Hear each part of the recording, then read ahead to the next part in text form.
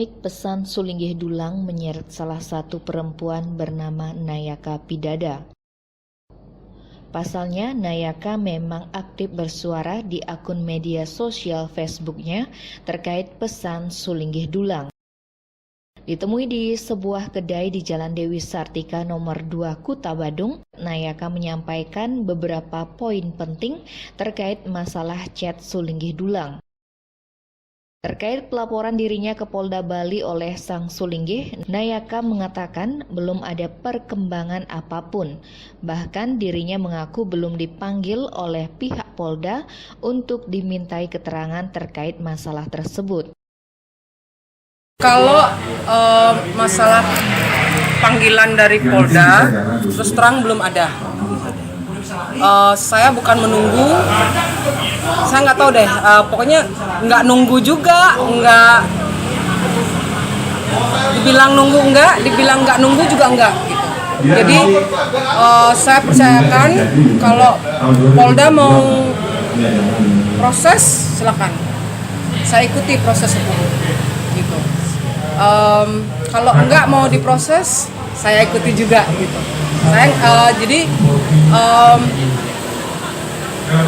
pastinya pemanggilan Polda itu jatuhnya ke Jero Citarum, itu rumahnya Turaharte, pastinya ke sana gitu. Karena kan orang-orang taunya bahwa saya anak buahnya Turaharte gitu, jadi ya ke sana.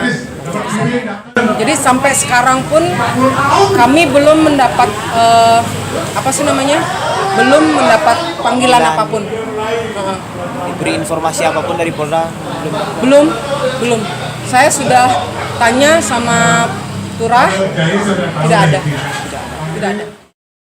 Ada pengakuan cukup mengejutkan yang disampaikan oleh Nayaka bahwa masih ada orang-orang yang mengaku dicat oleh Idemas dalam Segara.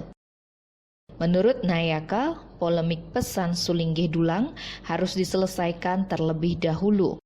Jika situasinya tidak berubah, maka bisa saja pesan terbaru itu akan diungkap ke publik. Apakah ada chat lain yang terbaru? Ada dong. Ada, tapi udah mau suarakan apa belum? Saya belum posting. Belum. Nah, Belum semua saya posting. wow. Belum Oke? semua diposting. Belum semua. Saya masih keep aja. Saya gini. Saya sih lebih bukan menginginkan tindakan dari Polda, kepolisian, atau tindakan dari PHDI. Saya lebih saya bilang ya,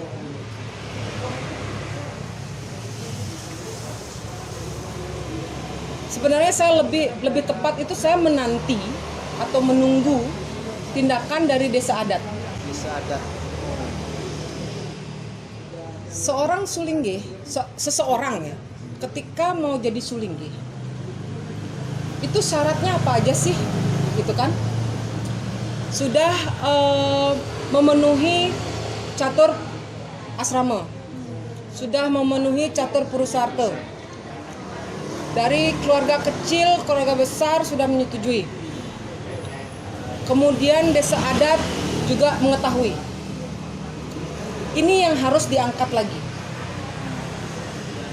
Jangan kemudian jadi Sulinggih, menempatkan diri di suatu tempat, bendesa adat, kliennya tidak mengetahui.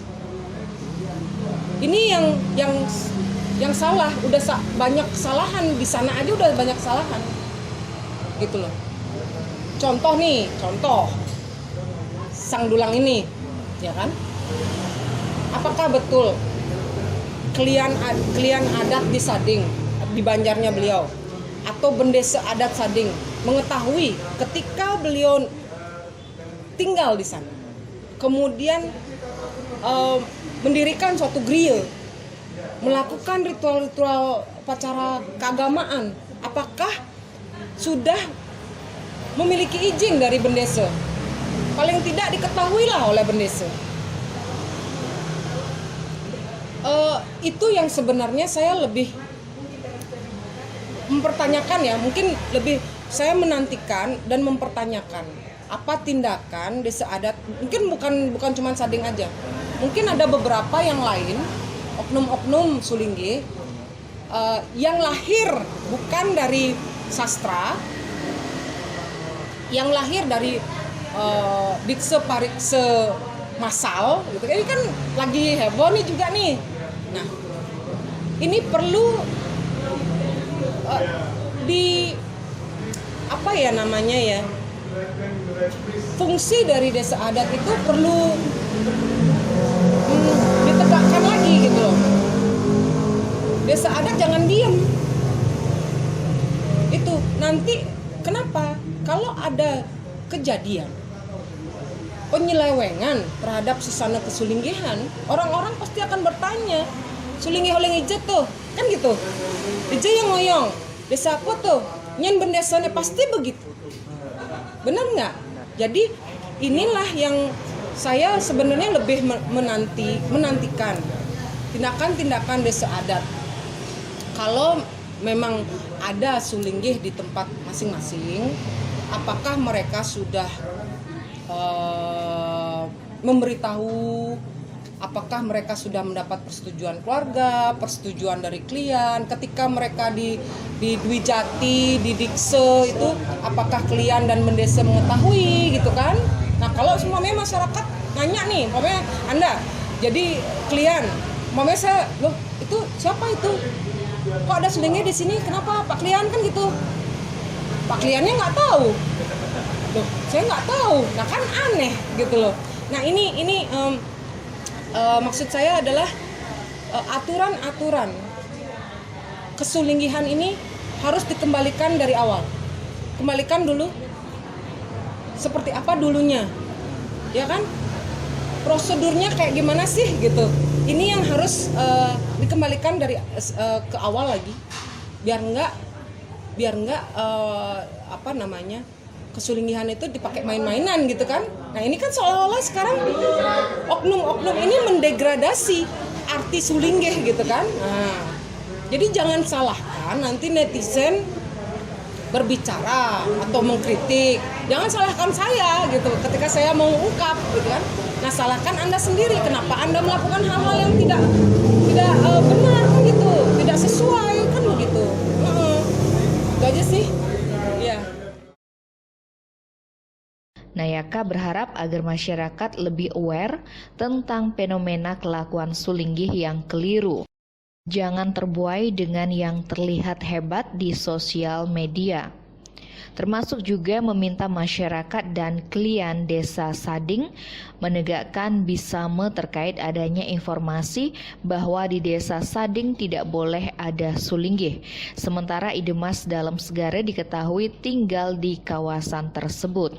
Ia menegaskan apa yang dilakukannya dalam bersuara di sosial media bukan untuk menghakimi salah satu pihak, tetapi untuk meluruskan agar kekeliruan yang dilakukan oleh Sulinggih seperti bermain dengan wanita tidak terjadi di depannya dan dapat dicegah oleh masyarakat. Saya pikir apa yang saya lakukan di sosial media itu dengan harapan supaya masyarakat lebih aware terhadap fenomena-fenomena cangak meketu ini, ya kan? Semoga, ini harapan saya, semoga dengan saya bersuara di sosmed ini, orang-orang akan lebih mendengar, lebih membuka mata, itu. Jadi otomatis orang tua melihat di postingan apa segala macam bisa ngasih tahu anaknya, gitu loh. Itu harapan saya.